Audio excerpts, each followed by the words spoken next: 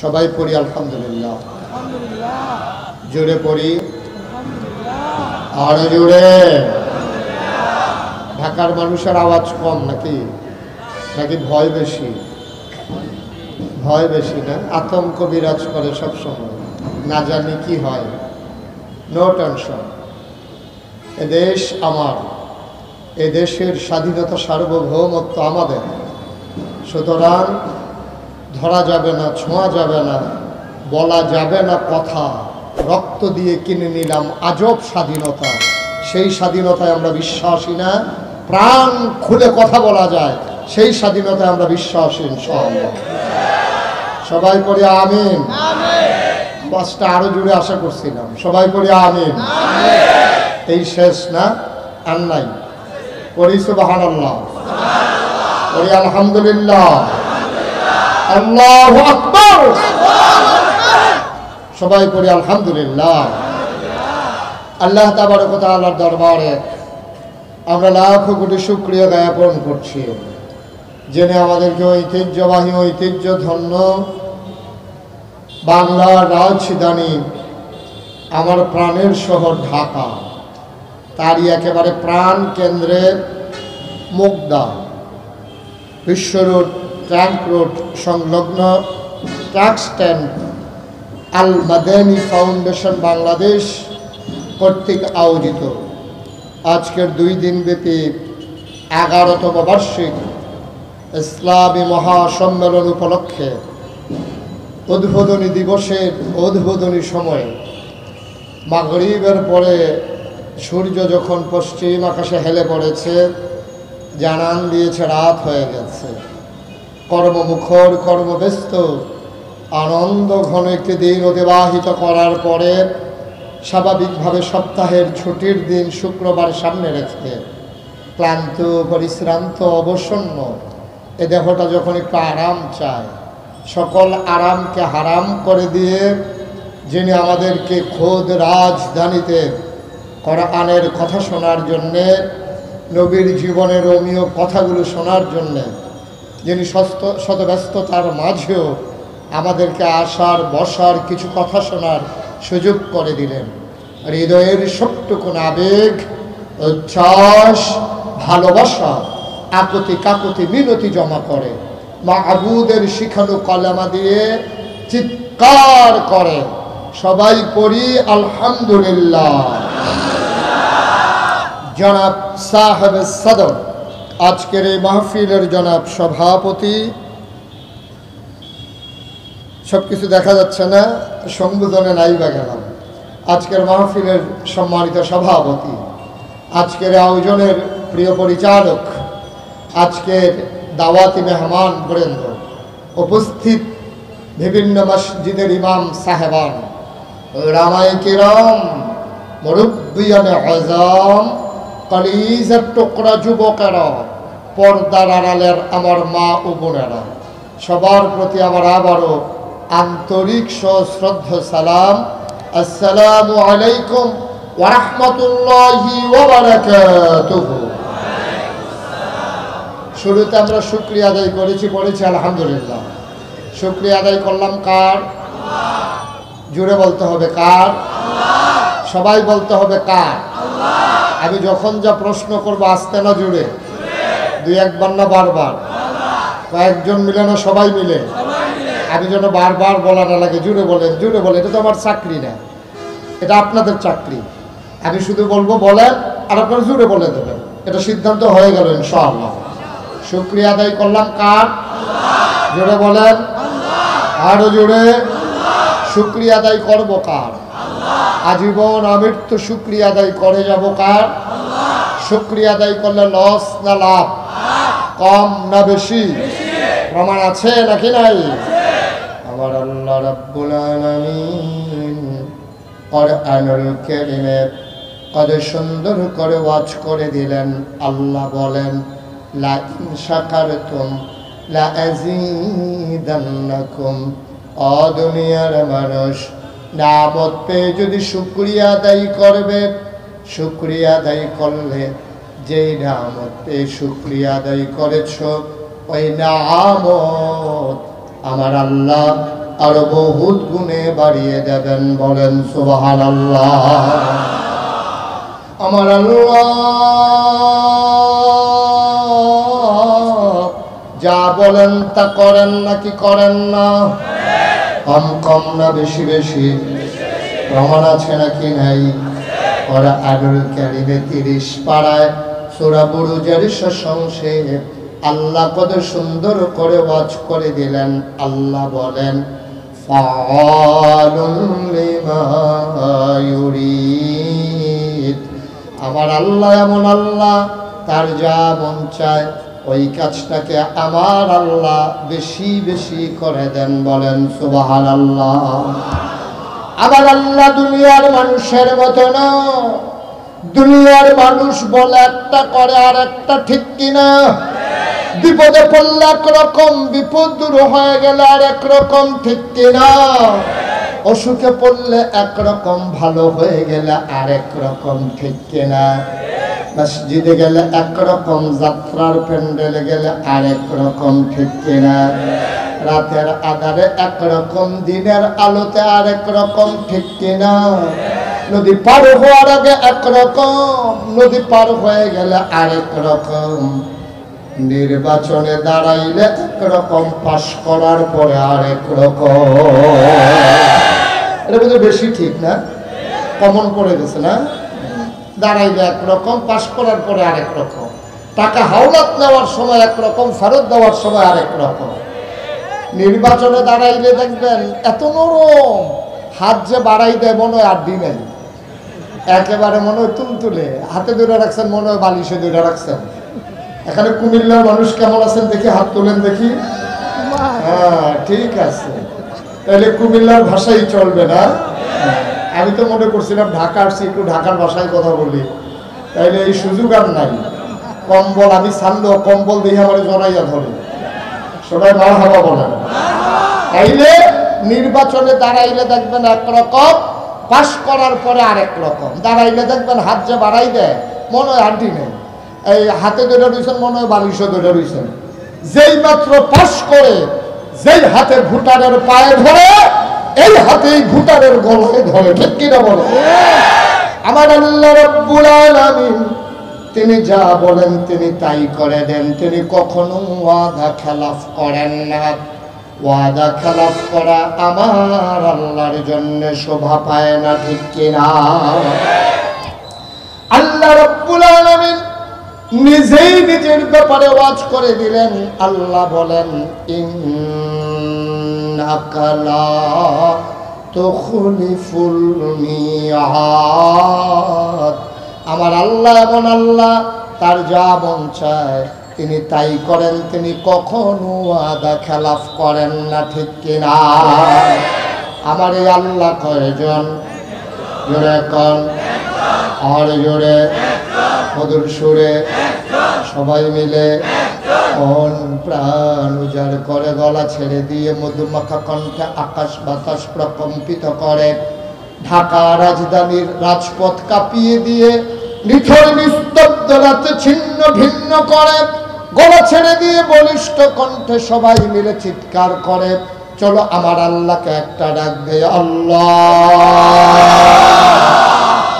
প্রাণের আল্লাহ, খুঁজে খুঁজে দেখলাম তুমি লাম ইয়ালিদ ওয়ালাম ইউলাদ ওয়ালাম ইয়াকুল লাহু কুফুয়ান আহাদ। তিনি কারো থেকে জন্ম নেন নাই, তিনি কাউকে জন্ম দেন নাই। ও বন্ধু, দুনিয়ায় পীরের মতো পীর হয়, নেতার মতো নেতা হয়, মন্ত্রীর মতো মন্ত্রী হয়, এমপির মতো এমপি হয়। আমার আল্লাহর কি মতো হয়? আমার আল্লাহর কি নমুনা হয়? আমার আল্লাহর কি ডুপ্লিকেট হয়? ওয়ালাম ইয়াকুল লাহু কুফুয়ান আহাদ। আমার আল্লাহর লয় নাই, ক্ষয় নাই, শুরু নাই, শেষ নাই, আদি নাই, অন্ত নাই, দিগন্ত নাই, ডেস্ট্রয় নাই। তিনি ছিলেন, তিনি আছেন, তিনি থাকবেন। আল্লাহু লা ইলাহা ইল্লাহু। আমার আল্লাহ এমন আল্লাহ, যে আল্লাহর মতো আল্লাহ আর নাই। মুগ্ধা ট্যাগ স্ট্যান্ডে মাহফিল শোনার পরে রাত সকালবেলা তুমি ঘুমাও, তুমি ঝিমাও। আমার আল্লাহ লা তাখুযুহু সিনাতুন ওয়ালা নাওম, তার ঘুম নাই, তার ঝিমুনি নাই, তার তন্দ্রা নাই। তিনি ছিলেন, তিনি আছেন, তিনি থাকবেন। তিনি কয়জন? কোন প্রাণ উজাড় করে গলা ছেড়ে দিয়ে সবাই মিলে চলো জানিয়ে দেই লা ইলাহা ইল্লাল্লাহ, লা ইলাহা জোরে জোরে লা ইলাহা, আরো জোরে লা ইলাহা, মধুর সুরে লা ইলাহা, মাশাআল্লাহ লা ইলাহা। আসমান জমিন গায়রুল্লাহ, পাহাড় পর্বত গায়রুল্লাহ, আসমান জমিন গায়রুল্লাহ, পাহাড় পর্বত গায়রুল্লাহ। শুধু তুমি মাবুদ এক আল্লাহ, লা ইলাহা লা ইলাহা।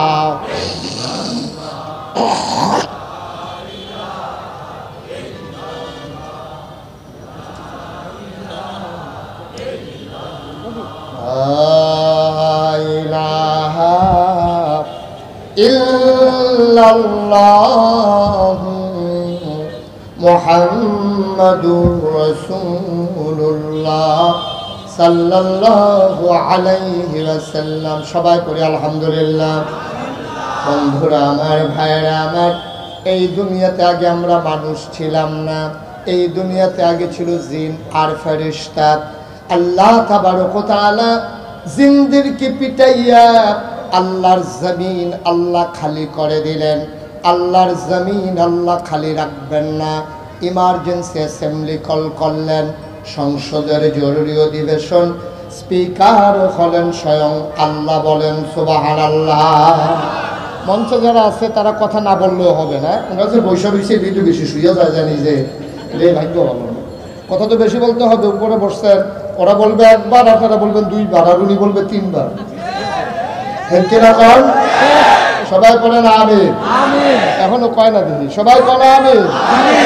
হুজুরের ফান বাড়ি যাবো, এই জন্য করতে পারতেছে না। ফানটা তো শেষ করেই আসা দরকার ছিল। মারহাবা কন, জোরে কন, আরো জোরে।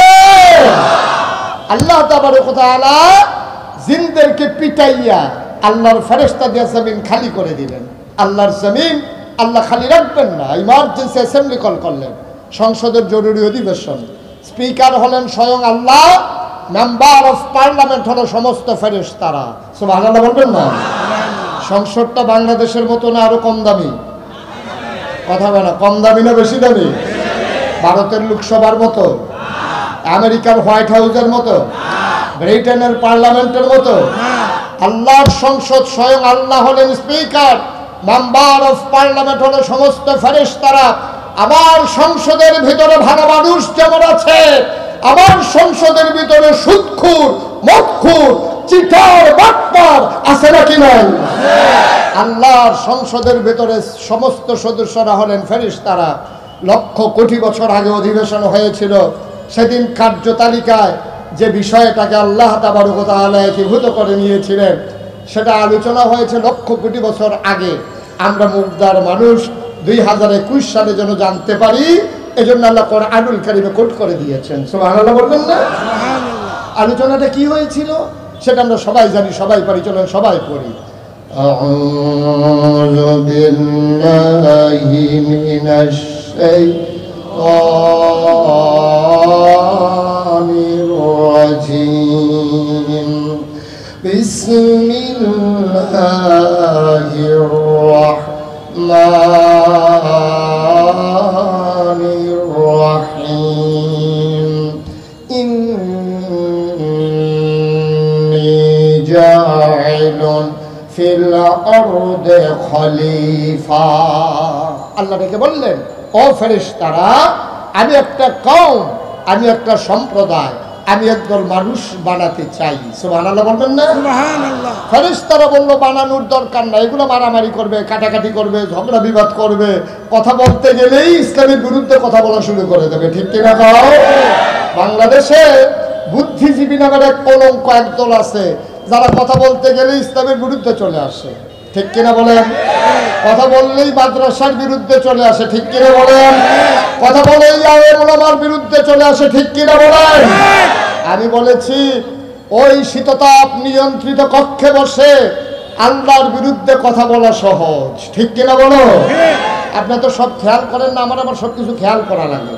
আমি দেখছি বাংলাদেশের যারা বুদ্ধিজীবী, আমি তাদেরকে বলি বুদ্ধি বিক্রি করে করে যারা জীবিকা নির্বাহ করে তাদেরকে বলে বুদ্ধিজীবী।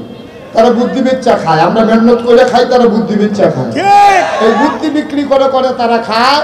আমি খেয়াল করে দেখছি যে এই বাংলাদেশে যত বুদ্ধিজীবী আছে একটারও মাথার ভিতরে চুল নাই। গৃহস্থ যত চালাক এর চাইতে সুর কিন্তু অনেক বেশি চালাক, ঠিক কিনা বলেন? সুতরাং আমরা বলেছি এই ইসলাম নিয়ে কথা বলা আলেম ওলামা দেখলেই মনে হয় চুলকানি লাগে, হুজুর দেখলেই টিটকারি মানে কি হুজুর খাইয়াইছেন না গিয়া খাইবেন, মনে হয় যেন তার গড়ে হুজুর খায়। তোর গড়ে তো বেটা হগিন্নি বেটি ভিক্ষা পায় না, তুই হুজুরের চিন্তা করে লাভ কি? তো ঠিক কিনা কও? হুজুর দেখলেই টিটকারি মানে মস্কারা করে, মনে হয় হুজুরে তার দুলা ভাই আছে নাকি নাই? দেখলেই হুজুরের টিটকারি মানে হুজুর যেমনি শরীরটা বানাইতে আছেন দরজা দিয়া ঢুকেননি, হুজুর দরজা দিয়ে ঢুকবো হলে বেড়াকাটটা ঢুকবো, তোর সমস্যা কি? ঠিক কিনা কও? ইসলামের বিরোধিতা করা আজকে একদল মানুষের স্বভাব হয়ে গেছে। আমি বলি আজকে ১,৫০০ বছর আগে আমার চেয়ারটা একটু ঘুরাই দেন সভাপতি সাহেব, আমার দিকে ঘুরে বসো। আনলে উনি না এভাবে না, আরো কোন ইচ্ছা করেন সে হয়েছে না হোক সুবিধা হয়েছে, ভালো হয়। কারণ আমি 14 গ্রাম গেছিলাম এক মাহফিলও, সভাপতি যে বয়াইছে ফুপ দিকে সাইয়া রয়েছে উত্তর দিকে, তখন এবার হাটে ফুপ দিকে সাইয়া থাই উত্তর দিকে, হাত ফিক্সড হয়ে গেছে। পরে আমি বললাম ব্যাপারটা আমার দহিন দিয়ে উত্তর দিয়ে নেব, তো উত্তর দিয়ে বসে সাইয়া থাকে দহিন দিকে, এখন হাটে ফুপ দিকে সাইয়া থাকে দহিন দিকে, 3 বার থেরাপি দিয়ে গাঢ় সোজা করা যায়, তারপরে বাইক গেছি। সুতরাং এই সভাপতিরও সম্ভাবনা খুব খারাপ, এই জন্য একবারে ঘুরাই দিলাম। হুজুর একটু ঘুরাই যখন নমুনা খারাপ যাইতে আছে। সবাই কোনবার হাবা কোনবার হাবা। ১,৫০০ বছর আগে আমার নবী এসেছেন, কথা মনে আছে? সবাই আওয়াজ দিতে হবে, মনে আছে? ১,৫০০ বছর আগে নবীকে পাঠাইয়া আল্লাহ কি ঘোষণা দিলেন, কি দরকার ছিল নবীর? আল্লাহ বলে দিলেন ওয়ামা আরসালনাকা ইল্লা রাহমাতাল লিল আলামিন। আপনাকে পাঠানোর কোনো দরকার ছিল না, আমি হইলাম রব্বুল আলামিন, সমস্ত জগতের আমি হইলাম রব, আর আপনি হইলেন সমস্ত জগতের জন্য রহমত, ঠিক কিনা? কোরআনুল কারীমে আমার আল্লাহ অন্য জায়গায় আরো সুন্দর করে ওয়াজ করে দিলেন। আল্লাহ বলেন ফাবিমা রাহমাতিন মিনাল্লাহি লিনতা লাহুম ওয়ালাউ কুনতা ফাযযান গালিযাল কলব লানফাদু মিন হাওলিক ফাআফু আনহুম ওয়াস্তাগফির লাহুম ওয়াশাওিরহুম ফিল আমর فإذا عزمت فتوكل على الله إن الله يحب المتوكلين। আল্লাহ বলেন ও নবী, আল্লাহর পক্ষ থেকে যে রহমত, এর ভিতরে অন্যতম রহমত হলো আল্লাহর রহমতে আপনার মনটাকে আল্লাহ নরম করে বানিয়েছেন। বন্ধুগণ, আল্লাহ রাব্বুল আলামিন নবী কেন পাঠালেন? আল্লাহ নিজেই বলে দিলেন লাকাদ কানা লাকুম ফি রাসূলিল্লাহি উসওয়াতুন হাসানাহ। এই জগতে নবী পাঠানোর একটাই কারণ, তিনি হলেন মডেল, তিনি হলেন আদর্শ, তিনি হলেন নমুনা, তিনি হলেন উসওয়াতুন হাসানাহ। তিনি ব্যক্তি জীবনে আদর্শ, পারিবারিক জীবন আদর্শ, সমাজ জীবনে তিনি আদর্শ, রাষ্ট্রনায়ক তিনি হিসাবে তিনি আদর্শ। কেমন করে হবে মুসলমানের ব্যক্তি জীবন, কেমন হবে পারিবারিক জীবন, কেমন হবে তার সমাজ জীবন, কেমন হবে তার অর্থনৈতিক জীবন, কেমন হবে তার রাষ্ট্রীয় জীবন, কেমন হবে তার ইন্টারন্যাশনাল রিলেশন, মানুষের সাথে মানুষের সম্পর্ক, স্বামীর সাথে স্ত্রীর সম্পর্ক, প্রতিবেশীর সাথে প্রতিবেশীর সম্পর্ক, দেশের সাথে দেশের সম্পর্ক, যদি হয় কাফের, তাদের সাথে মুসলমানের সম্পর্ক সবকিছু ১,৫০০ বছর আগে ২৩ বছরে আমার নবীজি গোটা পৃথিবীর মানুষের জন্য মডেল হয়ে উসওয়াতুন হাসানা হয়ে সবার জন্য তিনি শিখিয়ে দিলেন। ঠিক কিনা? পরিবারে একজন স্বামী হিসাবে তার কি দায়িত্ব, এটাও নবীজি শিখিয়ে দিয়ে গেছেন। সুবহানাল্লাহ বলবেন না? সব কিছু এই কোরআনের ভিতরে আছে নাকি নাই? কোরআনের ভিতরে আছে, হাদিসের ভিতরে আছে, নবীর জীবনের ভিতরে আছে। কেমন করে তার পারিবারিক জীবন সুন্দর হবে এটা সবটাই আল্লাহ জানিয়ে দিয়েছে। বন্ধুগণ, আফসোস হচ্ছে ১,৫০০ বছর আগে নবী আসলেন, তিনি এসে সময় পেয়েছেন নবুয়তের পরে মাত্র ২৩ বছর। কয় বছর? মঞ্চে যারা আছেন সবাই তো আমার দিকে তাকাই থেকে, আপনি তো আর আগে বসেন, আমি তাইলে আমার কথা বলতে সুবিধা হয়। এই উনি নবুয়তের জিন্দেগি পেয়েছেন কয় বছর? কথা বলা দেখি, কয় বছর? মক্কায় ১৩ বছর, মদিনায় ১০ বছর। এই ২৩ বছর জিন্দেগি পাইছেন। ২৩ বছরে ২৩ বছর পরে তিনি যখন ইন্তেকাল করলেন, এই নবীজির জীবন নিয়ে গবেষণা শুরু হয়ে গেল। America, Britain, France, Germany, Spain, Sweden, Switzerland, বড় বড় দেশের যারা ঐতিহাসিক, দার্শনিক, শিক্ষাবিদ, তারা গবেষণা শুরু করে দিল। ২৩ বছর আগে মানুষগুলো রাস্তার মুড়ে মুড়ে লাঠি নিয়া, দা নিয়া, বল্লম নিয়া, অস্ত্র শস্ত্র নিয়ে দাঁড়াই থাকতো মানুষের সম্পদ লুণ্ঠন করার জন্য, ডাকাতি করার জন্য, চুরি করার জন্য। এখনো ২৩ বছর পরে আবার তারা দাঁড়াই থাকে। মাত্র ২৩ বছরে নবী কেমন সোনার মানুষ বানালেন। আগে তারা দাঁড়াই থাকতো ডাকাতি করার জন্য, ২৩ বছর পরে দাঁড়াই থাকে ডাকাতি করে কিনা কেউ পাহারা দেওয়ার জন্য। সুবহানাল্লাহ। কয় বছর? কথা বলা, কয় বছর? এই ২৩টা একটু মনে রাখা লাগবে, এটা আমার খুব দরকার আছে। কত? সবাই মনে রাখেন, কত? ২৩ বছরে বর্বর, বেদুইন, যাযাবর, মূর্খ, অসভ্য একদল মানুষকে সুসভ্য, সুশীল, আধুনিক, ভদ্র, আল্লাহওয়ালা মানুষে পরিণত করে দিলেন, যাদের ব্যাপারে কোরআনে আয়াত নাজিল হয়ে গেল, রাদিয়াল্লাহু আনহুম ওয়া রাদু আনহু, তাদের ব্যাপারে আল্লাহ খুশি, আল্লাহর ব্যাপারে তারা খুশি। সুবহানাল্লাহ বলবেন না? কয় বছরে? না পারছে, উনি পারছে। কয় বছরে? ২৩। কয় বছরে? ২৩ বছরে। এবার আসেন, ২৩টা মনে থাক। ১৭৫৭ সালের ২৩শে জুন পলাশীর আম্রকাননে নবাব সিরাজউদ্দৌলাকে পরাজিত করে ইংরেজ লাট বাহাদুরেরা এই ভারত উপমহাদেশের ক্ষমতায় এসেছে। তারা শাসন করেছে ১৯৪৭ সালের ১৪ই আগস্ট এই পর্যন্ত ১৯০ বছর। আমরা ঠেলার লগে কই ২০০ বছর। আচ্ছা কম কইতে আছেন, সুবিধা ভালো, ১৯০ আলগা করে পাওয়ার দরকার নাই। ২০০ বছর শাসন করার পরে আলেম ওলামা, পীর মাশায়েখ, ওই নামাজি বেনামাজি, হিন্দু মুসলমান, বৌদ্ধ খ্রিস্টান, এই ভারত উপমহাদেশের আবাল বৃদ্ধা বনিতা সবাই মিলে সশস্ত্র সংগ্রামে ঝাঁপিয়ে পড়ল। ইংরেজরা এই ভারত উপমহাদেশ থেকে বিদায় হইল। যাওয়ার সময় তারা একটা আকাম করে গেছে। ইংরেজরা যাওয়ার সময় একটা আকাম করছে। তৎকালীন আলেম ওলামারা ফতুয়া দিছে ইংরেজরা কাফের, তাদের ভাষা শিক্ষা করা হারাম। মুসলমানেরা এই কথা শুই না, কোনো মুসলমান আর ইংরেজি শিক্ষা করে নাই, যেহেতু হারাম কইছে হুজুররা, থাক এটার শিক্ষা লাভ নাই, এমনি আরাম, হারামের কাছে যাওয়ার দরকার নেই। কেউ আর ইংরেজি শিখে নাই, কিন্তু হিন্দুরা কেউ আর এই ফতুয়াও দেয় নাই, সবাই মিলে ইংরেজি শিখছে। এবং হিন্দুরার লগে ইংরেজদের সম্পর্ক ছিল খুব গভীর। তারা যাওয়ার সময় ভারত উপমহাদেশটাকে দুইটা ভাগ করছে, একটা হলো পাকিস্তান আর একটা হলো হিন্দুস্তান। পাকিস্তানটা আবার দুই ভাগ, পশ্চিম পাকিস্তান, পূর্ব পাকিস্তান। হিন্দুরা ষড়যন্ত্র কইরা ওই ব্রিটিশদেরকে বুঝাইয়া পূর্ব আর পশ্চিম এই দুই পাকিস্তানের মাইদি দিয়া ইন্ডিয়া কলকাতা ঢুকাই দিছে। আমাদের লোকজন মুসলমানরা তখন চিৎকার করে বলছে যে আমরা বাড়ির উড়ান দিয়া আরেক তারার আডনের রাস্তা এটা হয় না। আমরা বাড়ির উড়ান দিয়া যদি আরেক তারা আডে তাইলে বেরিয়ে তো উড়ানো নামবো কেমনে, কাপড় শুকাইবো কেমনে, ধান শুকাইবো কেমনে? হয় বাড়ির পিছে দিয়া, নাইলে বাড়ির সামনে দিয়া রাস্তা দাও, মাইদি দিয়া হয় না। এই বাংলাদেশ, পূর্ব পাকিস্তান আর পশ্চিম পাকিস্তানের মাঝে কলকাতা ইন্ডিয়া এটা হয় না। চিৎকারের পরেও তারা শুনে নাই, দুইটা ভাগ হয়ে গেল।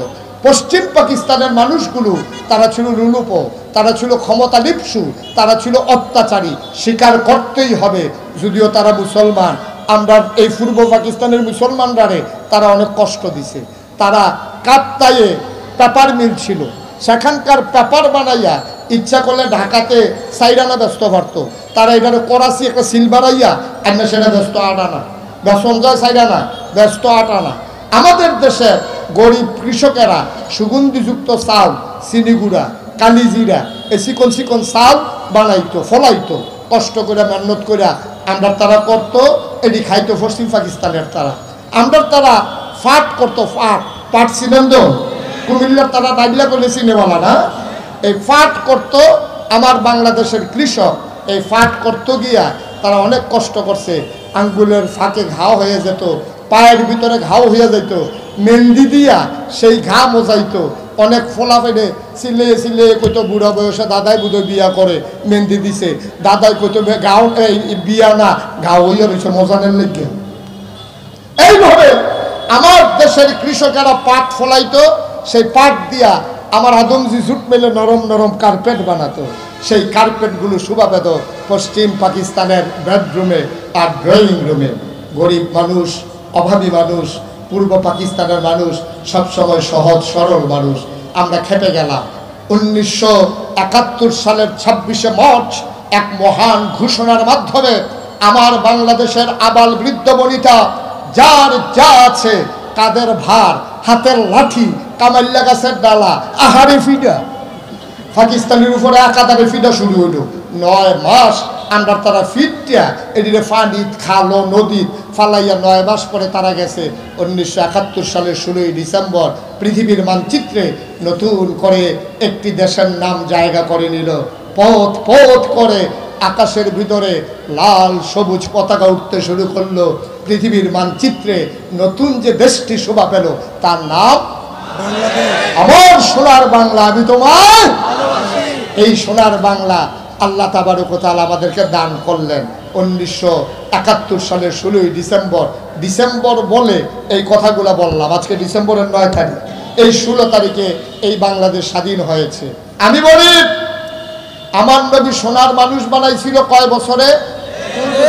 23টা আবার দরকার লাগছে। কয় বছরে? ইংরেজরা শাসন করলো 200 বছর, পাকিস্তানিরা শাসন করলো 23 বছর। বাংলাদেশ স্বাধীন হয়েছে 71 থেকে 2021, এখানে আছে 50 বছর। নবীজি পারলো 23 বছরে। তখন একটা ইউনিভার্সিটি ছিল না, তখন একটা কওমি মাদ্রাসা ছিল না, একটা দাওরা হাদিস মাদ্রাসা ছিল না, একটা আলিয়া মাদ্রাসা ছিল না, একটা ইন্টারমিডিয়েট কলেজ ছিল না, একটা বিশ্ববিদ্যালয় কলেজ ছিল না, একটা ডিগ্রি কলেজ ছিল না, এই কমলাপুর রেল স্টেশন তখন ছিল না।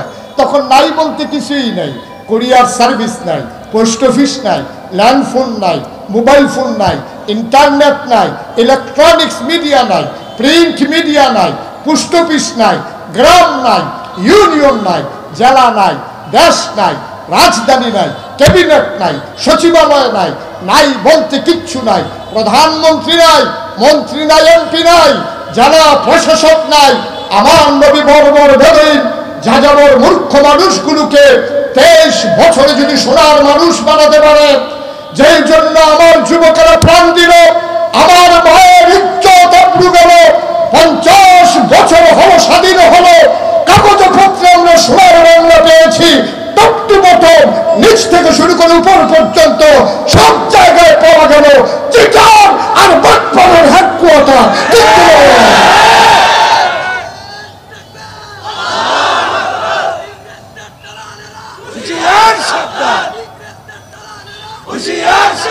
আমার দেশ স্বাধীন হলো 50 বছর। আজকে মেম্বার বাংলাদেশের, চেয়ারম্যান বাংলাদেশের, মন্ত্রী বাংলাদেশের, আমলা কামলা বাংলাদেশের, সচিবালয় বাংলাদেশের, আমার পুলিশ ভাইয়েরা বাংলাদেশের, আমার বিজিবি, আমার র্যাব, আমার গোয়েন্দা, আমার সেনাবাহিনী সব এখন আর পাকিস্তানেরও না, ইংরেজও না। এখন তো আমরাই মেম্বারও আমরা, ফিরসাবও আমরা, মুরিদও আমরা, ইমামও আমরা, মুসল্লিও আমরা, সব আমরা। আগে না ইংরেজরা দোষ দিচ্ছেন, আগে না পাকিস্তানিরা দোষ দিচ্ছেন, এখন আমার জানতে মন চায়, সব তো আমরাই, ইঞ্জিনিয়ারও আমরা, কন্ট্রাক্টরও আমরা, সব যদি আমরা রয়, তাহলে বাংলাদেশও ব্রিজের ভিতরে রডের বদলি বাস দিছে কারা? ঠিক কিনা কও? এখন তো আর পাকিস্তানি নাই, এখন তো আর ইংরেজ নাই, এখন রোডের ভিতরে রডের বদলি বাস দেয় কে? ফিস কইরা যায় ফলাফেলে চোথার তলে করে ফিস লুয়ে বাসার জেগে। কারবারটা কি? এই দেশ এই রকম স্বাধীনতা আমরা চাই নাই। এই জন্য আমি আগেই শুরুতেই বলেছিলাম, ধরা যাবে না, ছোঁয়া যাবে না, বলা যাবে না কথা, রক্ত দিয়ে কিনে নিলাম আজব স্বাধীনতা। ঠিক কিনা? কথা বলতে দিতে হবে। মুসলমান ওলামা যদি কথা না বলে, এই বাংলাদেশ নয় শুধু গোটা বিশ্ব ধ্বংস হয়ে যাবে। ঠিক কিনা বলো? ওলামায়ে কেরাম না থাকলে কি আছে? কারণ ওলামায়ে কেরাম হচ্ছে ওয়ারাসাতুল আম্বিয়া, নবীর ওয়ারিস হইল ওলামায়ে কেরাম। ১৫০০ বছর আগে অসভ্য মানুষগুলাকে সভ্য বানাইছিল আবু জেহেল না নবী মুহাম্মদ? কথা বলতে হবে, কে বানাইছিল সভ্য? আবু বকর, ওসমান, আলী, তালহা, জুবায়ের, আব্দুর রহমান ইবনে আউফ, সাদ ইবনে রবিয়া, এই মুসলমানরাই সোনার পৃথিবী গড়েছিল ১৫০০ বছর আগে। আজ যদি সোনার বাংলা গড়তে হয়, তাইলে দল মত নির্বিশেষে ওলামায়ে কেরামের সহযোগিতা ছাড়া আমার বাংলা সোনার বাংলা হবে না। ঠিক কিনা বলো? আমরা দেখেছি এই ৫০ বছরে যারাই ক্ষমতায় গিয়েছে তাদের ভাগ্যের বদল হয়েছে। আমার রিক্সাওয়ালা, আমার খেটে খাওয়া, আমার ঠেলাওয়ালা, আমার কোলে মজুর, আমার সাধারণ শ্রমিক, কারো ভাগ্যের বিন্দু পরিমাণে পরিবর্তন হয় নাই। ঠিক কিনা? ভাগ্য বদলেছে তাদের যারা গিয়েছে। আমার নবীজি এসেছিলেন সেই বৈষম্য দূর করার জন্যে। আমার নবী এসেছিলেন সোনার সংসার তৈরি করার জন্যে। আল্লাহ তাবারক ওয়া তাআলা নবীকে ডেকে বলেন, হুন্না লিবাসুল লাকুম ওয়া আনতুম লিবাসুল লাহুন্না। ও নবী, তোমার পরিবার যদি সুন্দর না হয়, তুমি শান্তি প্রতিষ্ঠা করবা কেমনে? এই জন্য এই মহিলা, তিনি হইল তোমার গায়ের পোশাকের মতো। ওয়া আনতুম লিবাসুল লাহুন্না, ওই মহিলারা, তোমরা হইল তার গায়ের পোশাকের মতো, মহিলারা হইল তোমার গায়ের পোশাকের মতো। সুবহানাল্লাহ বলবেন না? আজকে যেহেতু পারিবারিক জীবন নিয়ে একটু কথা বলতে হবে, সময় বেশি পাবো না। জ্যাম, মারাত্মক জ্যাম আমার সময় খেয়ে ফেলেছে। গাড়ি থেকে নামিয়ে কর্তৃপক্ষ অত্যন্ত সচেতন, ওরা আমাকে হুন্ডায় করে মাহফিলে নিয়ে আসছে। আমি আসি নাই, আমার নিয়ে আসছে আর কি। যেভাবে আনছে উঠাইয়া নিয়ে আসার মতো এই হুন্ডায় করে আসছি বলে একটু কথা বলতে পারতাম। আমার গাড়িটা এখন পর্যন্ত এসে পৌঁছে নাই জ্যাম ঠেলে। আমি যদি গাড়িতে থাকতাম, আসছে না, এটা তো বিরাট সৌভাগ্যের বিষয়। আচ্ছা, যাই হোক, আসছে, আলহামদুলিল্লাহ বলেন। তা আমি যেই কথাটা বলতেছিলাম, পরিবারটা যদি খুব মনোযোগ দিয়ে কয়েক মিনিটে কথাটা বুঝে নিতে হবে। পরিবার যদি সুন্দর হয়, তাইলে এই পরিবারে যারা আসে তারাও সুন্দর মানুষ হয়। স্বামী স্ত্রীর ভিতরে যদি মহব্বত হয়, স্বামী স্ত্রীর দাম্পত্য জীবনে তাদের মধুর মিলনে যেই সন্তানটা আসবে, এটা আল্লাহওয়ালা হয়ে দুনিয়ায় আসবে। ঠিক কিনা বলেন? কারণ মাটা যদি ইসলাম মানা হয়, আব্বাটা যদি মুসলমান, ভালো মুসলমান হয়, তো আব্বা যখন নামাজে দাঁড়াবে, ছোট্ট ছেলেটাও চাইবে নামাজে দাঁড়ানোর জন্য। আমারও মনে আছে কয়েক বছর আগের কথা, আমার ছোট্ট একটা ছেলে আছে। এই ছেলেটা, আমি যখন নামাজে দাঁড়াইতাম ঘরে সুন্নত নফল নামাজ পড়ার জন্য, আমার ছেলেটা দেখতাম তার মায়ের উড়নাটাই না আমার পার্শ্বে বিছাইয়া তে নামাজে দাঁড়াই যায়। তো ছোটো মানুষ তো, সে বুঝে না কোন জায়গায় ব্রেক দেওয়া লাগে, ট্রাফিক সিস্টেম বুঝে কম। এই জন্য দেখতাম যে খারাপ সে সাজদার জায়গায় তার রুকু লাগে না, আমাকে পড়তে তো রুকু লাগতো না, বাঁচলে রুকু দেওয়া যায়। ছোটো মানুষ তো দেখছি ডাইরেক্ট সাজদার চলে যাবে। তো এই যে আমি নামাজ পড়ি বলেই তো আমার ছেলেটা নামাজি হয়েছে। আমার ওয়াইফ নামাজ পড়লে আমার মেয়েটা নামাজি হবে, এটা স্বাভাবিক। তাইলে আমরা কেমন করে আশা করি যে আব্বা ভালো হবে না, আম্মা ভালো হবে না, একটা মাদ্রাসায় দিলেই ছেলেটা ভালো হয়ে যাবে, মাদ্রাসায় দিলেই ছেলেটা সোনার মানুষ হয়ে যাবে, এটা আশা করেন কেমনে? কারণ মায়ের পেটটা হচ্ছে খনি। ঠিক কিনা বলেন? তাইলে বিস্কিটের যে বেকারি আছে, বিস্কিটের যে বেকারি আছে, এটা থেকে সব সময়, বিস্কিটের বেকারি থেকে সব সময় আপনার দেখবেন এটা থেকে ভাত বের হয়। বেকারি থেকে কি ভাত বের হয় না বিস্কিট বের হয়? লোহার খনি থেকে তামা বের হয় না লোহা বের হয়? ইটের ভাট্টা থেকে কি অন্য কিছু বের হয় না ইট বের হয়? তাই বেকারি থেকে যেমন বিস্কুট বের হয়, লোহার খনি থেকে যেমন লোহা বের হয়, টিকিট কাউন্টারে গেলে যেমন টিকিট পাওয়া যায়, বাসের কাউন্টারে যেমন বাসে উঠা যায়, রেল স্টেশনে গেলে যেমন রেলগাড়িতে উঠা যায়, লোহার খনি থেকে যেমন লোহা বের হয়, ইটের ভাট্টা থেকে যেমন ইটে বের হয়। আমার মা এটা হচ্ছে একটা খনি, মায়ের পেটটা, এই পেটটা যদি সোনার খনি হয়, এই পেট থেকে সোনার সন্তান বের হয়। ঠিক কি না? বানাই রাখবেন কয়লার খনি, আশা করবেন সোনার খনি। লাগাইবেন মান্দার গাছ, আশা করবেন আঙ্গুর ধরো, ফানি ফোড়া যেমন যাইব, ফানি ফোড়া দিয়ে গাছের গোড়া শুদ্ধ ফসাই ফেলানো যাইব, আঙ্গুর ধরানো যাবে না। ঠিক কিনা? আঙ্গুর ধরাই তো আঙ্গুর ধরার আঙ্গুর গাছ লাগাই, একটা আঙ্গুর গাছ লাগাইছে পরে তার মা দেখে চোখের পানি ছেড়ে দিছে। বাবা এটা কিসের গাছ? আঙ্গুর গাছ। আরে তোর নানা এই আঙ্গুর আঙ্গুর করে কত কান্দা কানছে, মরার আগে দিয়া একটা ফোড়া কোনো মতে জিব্বার ভিতরে দিছিলাম, এটা দিয়া তারপরে বিদায় করতে পারছি, সেই আঙ্গুর গাছ নিয়ে আসছো। তো মা বলছে ঠিক আছে দরজার সামনে লাগাই দাও। তো গ্রাম দেশে দরজার সামনে লাগাইছে। উনি অজু করে যাওয়ার সময় আসার সময় সবসময় পানি দেয়। আঙ্গুর গাছটা একবারে বাইতে বাইতে পুরো উঠান গেরাও দিয়ে ফেলছে। কেউ ফুল করে আঙ্গুর ধরে না, শুধু ফুল করে আর আঙ্গুর ধরে না।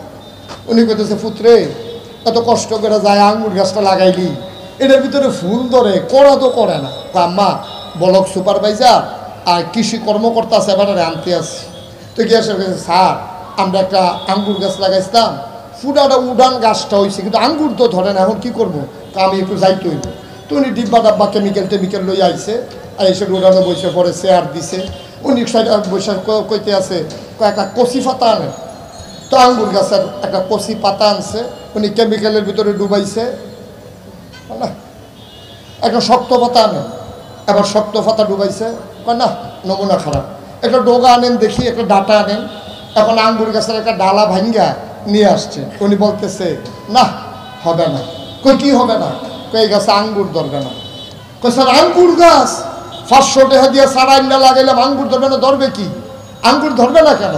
উনি মুচকি হাসি দিয়া কয় যাত্রা বেড়া পড়ছে। যাত্রা কি পড়ছে? কথা কথা যাত্রা কি পড়ছে? তো লাগাইছিল তো আঙ্গুর গাছ, বাইছিল তো আঙ্গুর গাছ, ফুলও তো করছিল, করার করে না, কারণ যাত্রা বেড়া পড়ছে। আঙ্গুর গাছও আঙ্গুর ধরে না। তুমি মান্দার গাছে আঙ্গুরের আশা করো, ভালো মানুষের ঘরে ভালো মানুষ হয় না। জুচ্চোর, সুদখোর, মদখোর, ওই নেশাখোর, জানাকারী, তাদের ঘরে কখনো সোনার সন্তান আশা করা যাবে না। ঠিক কিনা? সোনার সন্তান আশা করলে সোনার খনি লাগবে, মায়ের পেট হলো সোনার খনি। ঠিক কিনা কও? আমি মুসলমান মন দিয়ে শুনুন, আল্লাহ তাবারক ওয়া তাআলা আল্লাহ নবীকে যখন দুনিয়ায় পাঠালেন, নবীজির বিবি ছিলেন 11 জন, মতান্তরে 13 জন। আল্লাহর নবীর বিবিরা আল্লাহ তাবারক ওয়া তাআলার সামনে, নবীর সামনে এমন সুন্দর ব্যবহার করেছেন, কোনদিন নবীজি একটা ধমক দেওয়া লাগে নাই। বলেন সুবহানাল্লাহ। একদিন নবীজি আশার নামাজ পড়ছে। আশার নামাজ পড়ে যখন ঘরে ঢুকছে, আম্মা জান আয়েশা, তারপরে হাফসা, সুফিয়া, যতজন আছে বিবি, এই মাইমুনা, জায়নাব, সবাই মিলে আবার নবীজিকে ঘেরাও দিয়ে ফেলছে। নবীজি বলতেছে ঘটনা কি? তা আমাদের কিছু দাবি দেওয়া আছে। তো নবী তো স্বামী আর ওনার হলো স্ত্রী, এটা হলো দাম্পত্য জীবন। এখানে নবী আর উম্মত চিন্তা করলে হবে না। নবী আর উম্মত চিন্তা করলে বেয়াদবি, কিন্তু স্বামী স্ত্রীর ভিতরে কোনো বেয়াদবি নেই। স্বামী স্ত্রীর সাথে ঘুমাবে, পায়ের সাথে পা লাগবে, মান অভিমান চলবে, রাগ বিরাগ চলবে, প্রেম ভালোবাসা, অনুনয় বিনয়, কথা বন্ধ কথা চালু, সব চলতে থাকবে। ঠিক কিনা বলেন? আপনাদের ভিতরে ঝগড়া হয় তো নাকি? স্বামী স্ত্রীর ভিতরে ঝগড়া হয়? হয় না আপনার? না হয়, উনি স্বীকার করছে হয়। আমি হয় স্বাভাবিক। আর ঝগড়া না হলে দাম্পত্য জীবনের মজাটা কি কম? মজাটাই তো ঝগড়ার ভিতরে। আপনি রাগ হয়ে বাসা থেকে আইসা পড়ছেন, এখন উনি রাগ করে রয়েছে, আপনি যাওয়ার সময় 2টা চকলেট নিয়ে গেছেন, গিয়ে সে হাসি দিয়ে কইছেন যে তুমি একটা খাওয়া, আমি একটা খাইতে আসি। এই যে হাসিটা, এই হাসিটার দাম কয় কোটি টাকা? সুবহানাল্লাহ বলবেন না? রাগ অভিমান মান অভিমান থাকতেই হবে, নাহলে এটা দাম্পত্য জীবন না। তবে সাবধান, কথা বন্ধ থাকবে কয়েক ঘন্টা, কিন্তু এটা যেন মারামারির পর্যায়ে না যায়। কোনোদিন নবীজি তার কোনো বিবির গায়ে হাত উঠাইছে এমন কোনো প্রমাণ পাওয়া যায় না। আম্মাজান আয়েশা একদিন চোখের পানি ছেড়ে দিয়েছিলেন। নবীজি বললেন, আয়েশা কাঁদো কেন? আমি কি তোমারে ধমক দিছি? কই ইয়া রাসূলুল্লাহ, ধমক দিবেন দূরের কথা, কোনোদিন তো চোখ বড় বড় করেও তাকান নাই। সুবহানাল্লাহ বলবেন না? 6 বছর বয়সে আম্মাজান আয়েশার বিয়ে হয়েছে, 9 বছর বয়সে সংসার শুরু হয়েছে। ছোট্ট মানুষ, হাদিস শরীফে এসেছে তিনি আটাগুলা গুইলা রুটি বানাবেন, আটার খামির করতেছেন, গুনতে গুনতে তিনি ঘুমাই গেছেন। আটার খামির বানাইতে বানাইতে আটার বলের ভিতরে হাত রেখে তিনি ঘুমাই গেছে। ঘুম থেকে উঠা দেখে ছাগলে আজকের রুটির সব আটা খাইয়া ফেলাইছে। নবীজি ঢুকে দেখে ছাগল আটা খাইতে আছে, আম্মাজান আয়েশা ঘুমাইতে আছে। আমরা তারা যদি গিয়া দেখতো তার বউয়ে এই ঘুমায় আর ছাগলে আটা খায়, একটা কনির লগে কি ডাহাই লইলে এটার কইলাম না, ঠিক কিনা কর? নবীজি গিয়া বলছে, ঠিক আছে আজকে বোধহয় তকদিরে খাবার নাই, আর রিজকু মাকসুমুন, রিজিক বন্টিত, আজকে বোধহয় তকদিরে ছাগলের কপালে খাবার আছে, আমাদের কপালে নাই, সমস্যা নাই, আলহামদুলিল্লাহ। এটা ছিলেন নবীজি। তা আমি যখন বলছি কথা বন্ধ করা যাবে কিন্তু লাস্টিং যেন না করে, আমাদের কুমিল্লার এক মাহফিলে এক লোক লাভ দিয়া দাঁড়ায়, হুজুর 6 মাস। 6 মাস কি? কথা বন্ধ। কয় মাস? কথা কাটা দেখি, কয় মাস? আমি 6 মাস কি হয়েছে? কথা বন্ধ। আমি কই ঘুমান কই? এক লোকেই তো ঘুমাই। আমি কই খান কই? ঘরেই তো খাই। তো ঘরে খান, এক লোকে ঘুমান, কথা বন্ধ, চলেন কেমনি? কই হুজুর ইনডাইরেক্ট কথা চালু করছি। কি কথা? কথা কাটা বুঝেন না আমার কথা? কি কথা? কই হুজুর ইনডাইরেক্ট কথা বলতে শুরু করছে। আমি দেখি ইনডাইরেক্ট কথা কারে, আমার একটু শোনান দেখি। কই হুজুর আমি তো দোকানদারি করি বাজারে, 10টা 11টার সময় বাজার শেষ করে যখন বাড়িতে যাই তো কথা তো কই না, 6 মাস হয়েছে কথা বন্ধ, এখন খাবার খুঁজবো কেমনে? তো ডাক দিয়ে কই, কি ভাতটা তৈছে না নাকি? ডাক দিয়ে ইনডাইরেক্ট কথা, তো ডাইরেক্ট কথা কয় না। তো কয়েছে কি ভাতটা তৈছে না নাকি? তা আমি কই তখন আপনার বেগম সাহেব কি কয়? আমার বেগম সাহেব ডাক দিয়া কয়, খাইলে বই বয় না। ইনডাইরেক্ট কথা চলতে আসো, ডাইরেক্ট কথা কয় না, কয় খাইলে বই বয় না। তা আমি কই তো মনে করেন তরকারি দিছে, ভাত দিছে, আপনি বৈশা বৈশা খাইতে আছেন, ডাইল দিতে মনে নাই, তখন কি করে? কয় যে হুজুর আমি তো সবসময় বারান্দার বৈশা খাই। তো আমার বেগম সব ভিতরতে ডাক দেয়, বারান্দার ডাইল লাগবো নি? তা আমি কই দিলে দিব না, এই সংসার চলতে আছে। এর ভিতরে দিয়া ওনার একটা বাচ্চা হইছে।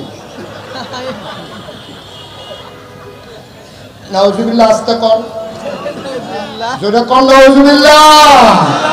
আরে মুসলমান, দাম্পত্য জীবন আর নবীজির দাম্পত্য জীবন কেমন এটা বলেই শেষ করে দিচ্ছি। নবীর কয়জন বিবি? 11 জন। কয়জন? কথা বলো, কয়জন? সবাই গারাও দিছে, নবীজি মাঝে বসে রয়েছে। আম্মাজান আয়েশা বলতেছে, ইয়া রাসূলুল্লাহ এই ভালোই হয়েছে, আজকে আপনারা আমরা সবাই মিলে আমাদের কিছু দাবি দেওয়া আছে। কয় কি দাবি দেওয়া? একজন বলতেছে বাসন পেয়ালা লাগবে, ঘরে বাসন পেয়ালা নাই। ও আচ্ছা ঠিক আছে, তোমার কি লাগবে? কয়েকটা তুষক, একটা চাদর আর একটা বালিশ লাগবে, কারণ একটা বালিশ আপনি আর আমি যখন ঘুমাই দুইজন দুই দিকে কোণের চইয়ে ঘুমানো লাগে, একজন আরেকজনের নাগাল পাই না, বালিশ আরেকটা লাগবে। ও ডেকডেক্সি লাগবে, বালিশ লাগবে। তোমার কি লাগবে? কয় বাসন পেয়ালা লাগবে। তাও বুঝলাম। তোমার কি লাগবে? কয় কিছু কাপড় চুপড় লাগবে। সবাই যখন দাবি দেওয়া পেশ করছে, নবীজি মুচকি হেসে কয়, আমি কি বিয়ের আগে বলি নাই যে আমার ঘরটার ভিতরে সম্পদ পাবা না কিন্তু সুখের অভাব হবে না? সুবহানাল্লাহ বলবেন না? আমি কি এই কথাটা বলি নাই তোমাদেরকে যে সম্পদ পাবা না সুখ পাবা? আমি কি তোমাদেরকে সুখ দিই নাই? তখন সব বিবিরা বলতেছে, ইয়া রাসূলুল্লাহ সম্পদ, সুখের পাশাপাশি কিছু সম্পদও লাগে, চলতে ফিরতে কিছু জিনিস ছাড়া তো হয় না, এগুলা লাগবেই। নবী বলছে যে আমি এইগুলা দিতে পারবো না, আর যদি এইগুলো দিতেই হয় তাইলে আমি সব দেব, কিন্তু আমি আমাকে পাবা না। সুবহানাল্লাহ বলবেন না? এখন কোনটা করবে এটা বুঝা দেখো। বেগম সবাই চুপ মেরে গেছে। সবাই মিটিং করে এসে বলতেছে, ইয়া রাসূলুল্লাহ আপনি যে বলছিলেন সম্পদ পাবো, আপনাকে পাবো না, এখন আমরা সিদ্ধান্ত নিছি সম্পদও দরকার, আপনাকেও লাগবে। সুবহানাল্লাহ বলবেন না? নবীকে আজব কারবার দেখি, সম্পদও লাগবে, আমারও লাগবে, এখন দেবো কেমনে? আল্লাহ তাবারক ওয়া তাআলা নবীকে তো সাহায্য করেন। নবীজি টেনশনে পড়ে গেছেন, ওদের হাত থেকে বাঁচবো কেমনে এখন? নবীজি বুদ্ধি মনে মনে বুদ্ধি তালাশ করতে আছেন কেমন করে তাদের কাছ থেকে বাঁচা যায়। আল্লাহ তাবারক ওয়া তাআলা কোরআনুল কারীম ইরশাদ করে দিয়েছেন, ওয়াল্লাযীনা জাহাদু ফীনা লানাহদিয়ান্নাহুম সুবুলানা ইন্নাল্লাহা লামাআল মুহসিনিন। আল্লাহর পথে যারা চলতে চায় আল্লাহ তাদেরকে সব পথ সহজ করে দেয়।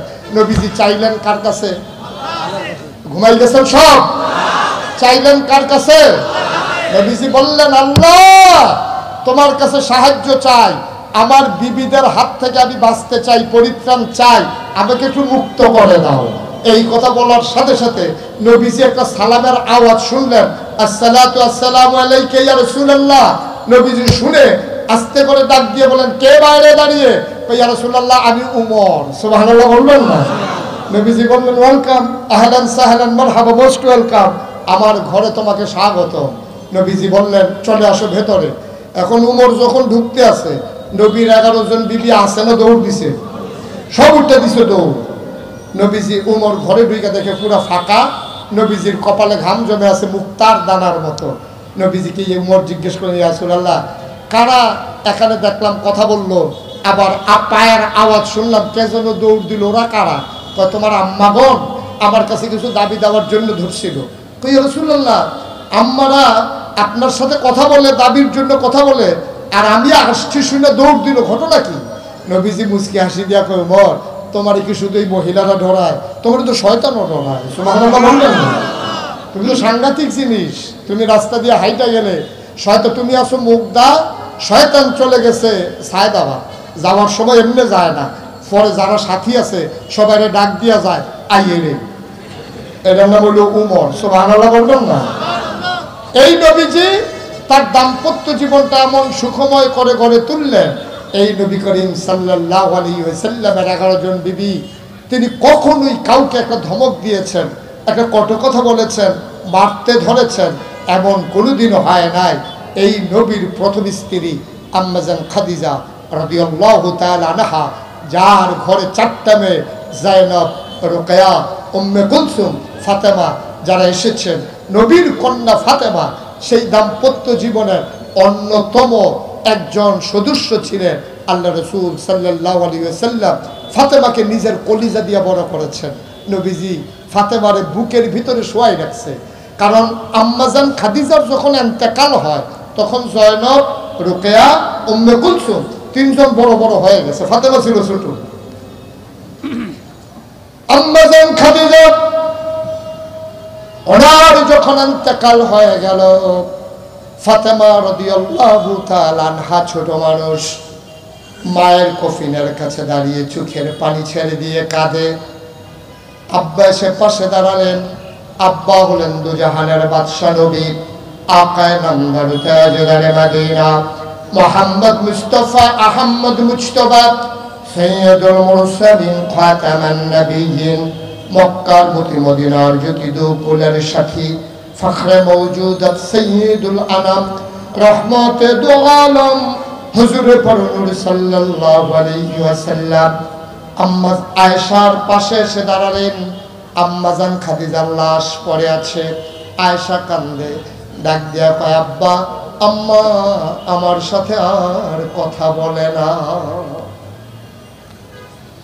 ফাতেমা চোখের পানি ছেড়ে দিয়ে কাঁদে, ডাক দিয়া কয়, আব্বা আম্মা তো আমার সাথে কথা বলে না, আমি বারবার আম্মাকে ডেকেছি, আম্মার ঘুম ভাঙে না, চোখ খুলে না, আম্মা আমার সাথে কথা বলে না। ও নবী, ও আব্বা, আমি আম্মার গালে পরে ডাক দিয়েছি, ধরে ধাক্কা মেরেছি, আম্মা তো উঠে না। কে আমারে ঘুম পাড়াবে, কে আমারে গোসল করাবে, কে আমাকে কোলের উপরে বুকের উপরে শোয়াই ঘুম পাড়াই দেবে? আব্বা আমার যদি বাইরে যাওয়া লাগে কে নিয়ে যাবে, কে আমার আদর করবে, সোহাগ করবে, আমার কাপড়গুলো ধুয়ে দেবে কে, গোসল করাবে কে, পায়ের উপরে দুল খাওয়াতে খাওয়াতে ঘুম পাড়াবে কে? ফাতেমা চোখের পানি ছেড়ে দিয়ে কাঁদেন। আম্মা আমার নবীজি গাল বেয়ে বেয়ে টপ টপ করে পানি পড়ে। আল্লাহর নবী ডাক দেয়া পায়, ফাতেমা কান্নার দরকার নাই, তোর আম্মা কোনোদিন আর জেগে উঠবে না।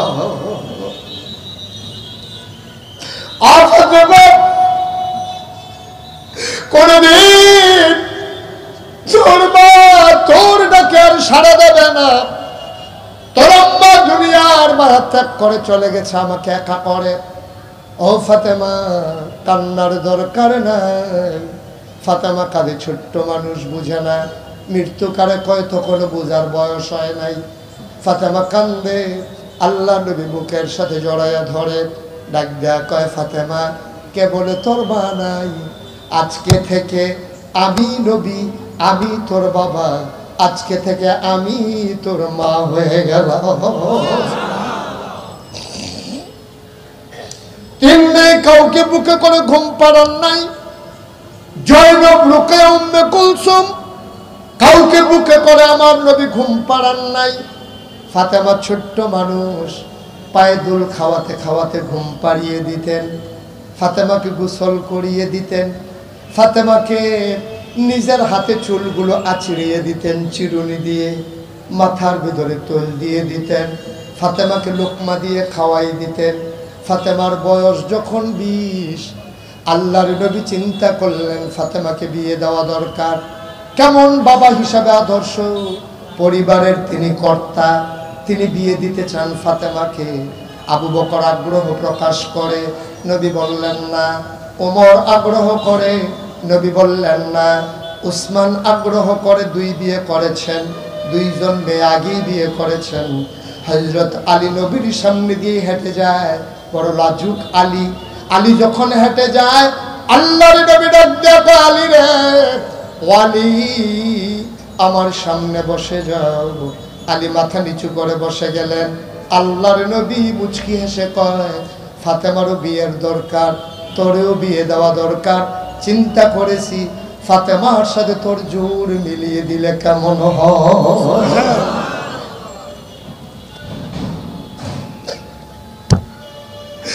আল্লাহর নবী ডাক দিয়ে বলেন, ওয়ালি ফাতেমার বিয়ে করবি, রাখবি কই? কই, ইয়া রাসূলুল্লাহ, মসজিদে নববীর বারান্দায় ঘুমিয়ে থাকি, আপনার ঘরে রান্না হলে খাই, নাইলে খাই না। নবী গো, চিন্তা করি নাই বিয়ে করলে বউ কোথায় রাখবো, কখনো ভাবি নাই। আল্লাহর নবী কয়, এমন কিছু কি নাই ফাতেমার বিয়ের জন্য যা মুহর দেওয়া যায়? আলী মুচকি হেসে কই, ইয়া রাসূলুল্লাহ, ঘুমাই আপনার ঘরের বারান্দায়, আপনার চুলায় রান্না হলে খাই, কোনো জিনিসের সম্পদের প্রয়োজন মনে করি নাই। আমি যে তোরে বর্ষাটা দিছিলাম এটা কই? কই, ইয়া রাসূলুল্লাহ, এটা আছে। কই, যাও বাজারে বিক্রি করে দাও। আল্লাহর কুদরত, উসমান বাজারের রাস্তায় দাঁড়িয়ে আছেন। বললেন, আলী বড় পেরেশান, কি ব্যাপার, কি নিতে কেন বাজারে যাও? কই, বর্ষাটা বিক্রি করতে চাই। উসমান বলে, এই নাও টাকা, বর্ষা আমি নিয়ে গেলাম। আলী যখন টাকা নিয়ে বাড়ির দিকে রওনা করেছে, উসমান ডাক দেয়া, আলী, আমি জানি বর্ষা কেন বিক্রি করেছো। আমার শালিকাকে তুমি বিয়ে করতে চাও, তাইলে তুমি আমার ভাইরা ভাই হবা, কিছু একটা উপহার তো দেওয়া লাগবে। যেই বর্ষাটা তোমার থেকে কিনলাম, এইটাই বিয়েতে উপহার দিলাম।